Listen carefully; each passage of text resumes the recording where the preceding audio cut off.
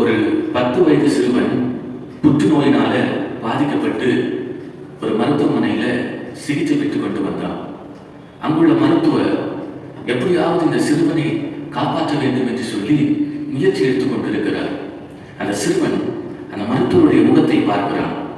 அந்த மருத்துவருடைய முகம் கவலையினாலும் துக்கத்தினாலும் நிறைந்திருந்தது. அந்த சிறுவன் மருத்துவரை பார்த்து என்ன சொன்னா தெரியுமா?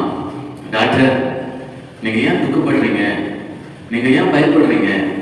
பயப்படாதீங்க, நான் என் இயேசுபாட்ட தான் போவேன், நான் அந்த பரலோகத்துக்கு போக போறேன் அப்படின்னு சொல்லிட்டு கடைசியா சொன்னா, நீங்களும் அங்க வருவீங்க தானே அப்படின்னு சொல்லிட்டு சொன்னாமா. உடனே இந்த மருத்துவருக்கு பேர் அதிர்ச்சியாக இருந்தது. ஒரு 10 வயது சிறுவனுக்கு மறைத்த பிறகு பரலோகம் போவேன் என்கிறதான ஒரு நம்பிக்கை, ஒரு நிச்சயம் இருக்கிறதா என்று சொல்லி எப்படியாவது இந்த சிறுவனை காப்பாற்ற வேண்டும் என்று சொல்லி ஒரு செவிலியரை அழைக்கிறார். செவிலியரை அழைத்து ஒரு இன்ஜெக்ஷன் எடுத்து செவிலியர் கையில் கொடுத்துட்டு, நீங்க ஓடி போய் அந்த சிறுவனுக்கு இந்த இன்ஜெக்ஷன் அவனுடைய சரீரத்தில் செலுத்துங்கன்னு சொல்லிட்டு அனுப்பி விட்டுறாரு.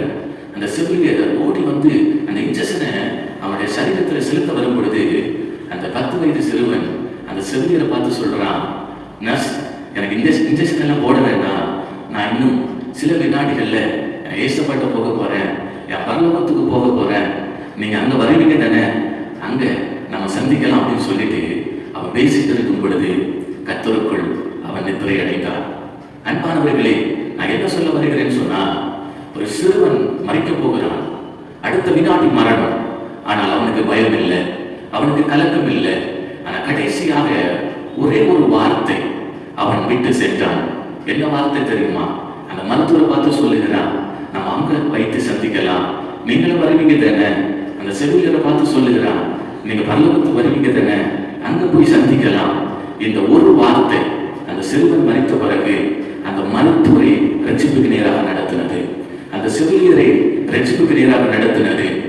அந்த மருத்துவருடைய குடும்பம், அந்த செவிலியருடைய குடும்பம், 2 குடும்பமும் ரட்சிக்கப்பட்டு ஞானஸ்தானம் எடுத்து இயேசு கிறிஸ்துவை சேவிக்கிறவர்களாக மாறினார்கள்.